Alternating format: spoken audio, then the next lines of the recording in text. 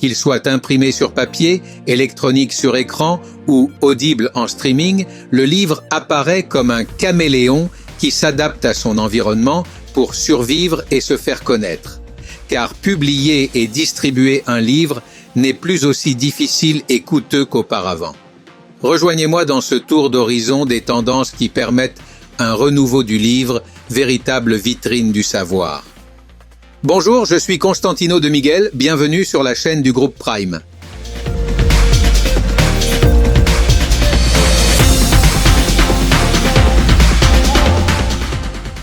Lors des dernières foires du livre de Madrid et de Barcelone, j'ai été surpris par la marée humaine qui a envahi les rues et fait la queue pour acheter des livres et les faire dédicacer par leurs auteurs.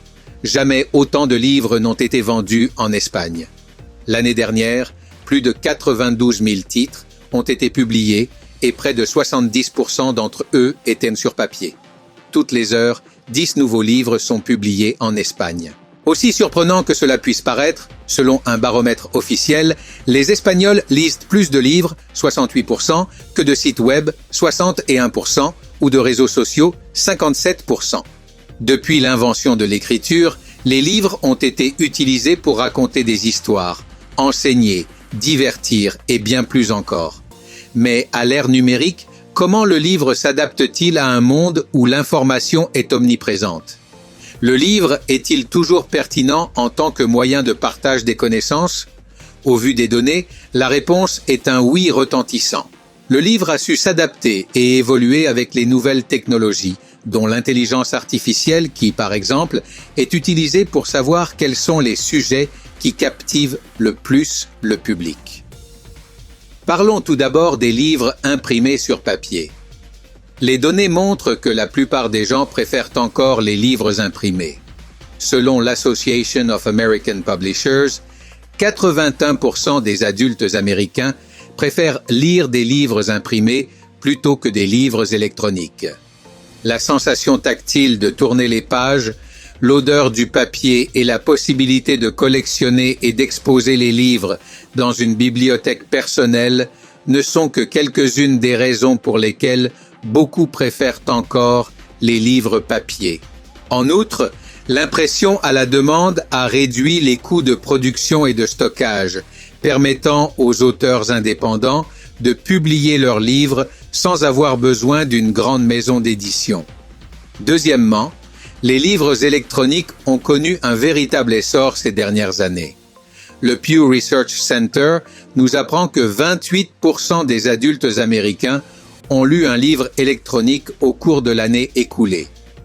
L'avantage des livres électroniques est qu'ils sont non seulement moins chers, mais aussi faciles à télécharger et à transporter. Ils sont donc idéaux pour les personnes qui voyagent ou qui n'ont pas beaucoup d'espace chez elles pour stocker des livres. Selon le rapport Global eBook Market, le marché mondial du livre électronique devrait connaître un taux de croissance annuel composé de 7% au cours de la décennie. En outre, de nombreux lecteurs apprécient les options de personnalisation offertes par les livres électroniques, telles que le réglage de la taille des caractères et de l'éclairage de l'écran.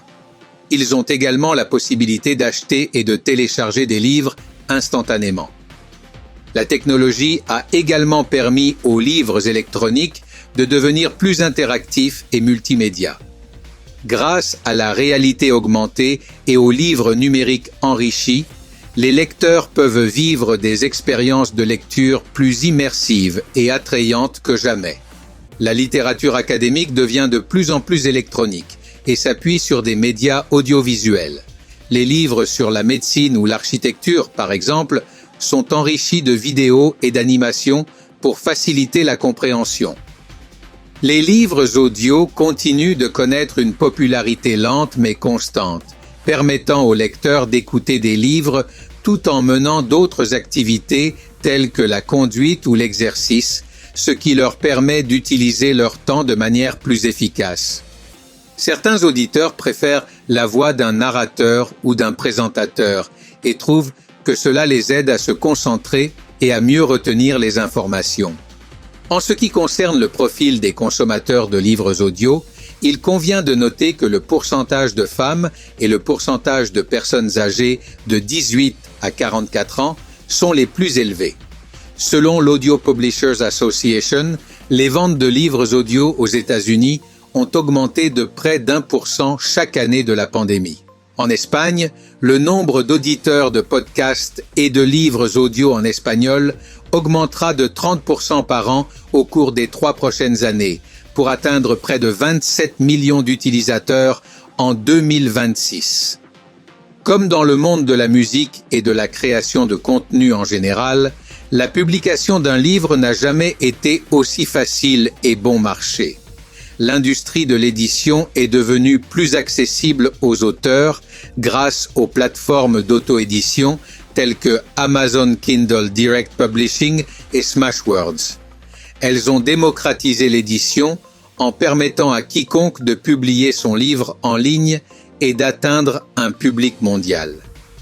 Il est intéressant de noter que si la technologie a rendu les livres plus accessibles, plus riches en contenu et moins chers, elle a également accru la popularité des livres anciens et de collection. À l'instar des collectionneurs de disques vinyles, les livres rares et précieux sont de plus en plus prisés dans les magasins d'occasion et les ventes aux enchères, car les livres anciens sont considérés par beaucoup comme de véritables œuvres d'art. Un livre éduque, divertit et, comme on le disait dans les années 1960, un livre aide à réussir. En Espagne, 11 livres sont lus chaque année par personne. En Argentine et au Chili, 5. Le Mexique suit avec 3,4. La Colombie avec 2,7 et le Pérou avec 1,2. Même en Espagne, les gens ne lisent pas assez.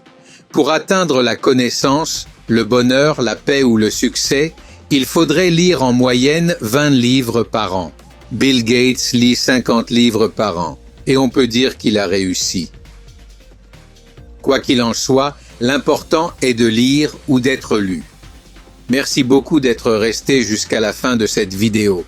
Si vous avez apprécié le contenu, n'oubliez pas d'appuyer sur le bouton « J'aime » et de vous abonner à la chaîne du groupe Prime. Je vous souhaite une excellente journée.